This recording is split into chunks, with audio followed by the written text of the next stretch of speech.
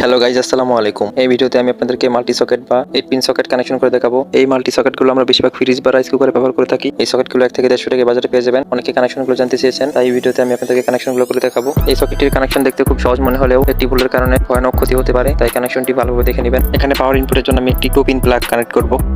এই পিনটিতে live connection হবে আর এই পিনটিতে নিউট্রাল, আর এখানে আর্থিং কানেক্ট হবে। ভালোভাবে দেখে কানেকশন করবেন।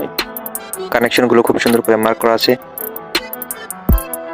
আপনারা এটার সাথে রাইস কুকার বা এসএমপিএস বা যে কোনো ধাতব বস্তু ব্যবহার করলে আর্থিং কানেকশনটা ভালোভাবে করে নেবেন, তাহলে দুর্ঘটনাবশত ফেজ কানেকশন লিকেজ হয়ে গেলে গ্রাউন্ডে চলে যাবে। তারপর এটার সাথে স্ক্রুগুলো টাইট করে নিব। তারপর চাপ দিলেই বক্সটি লেগে যাবে।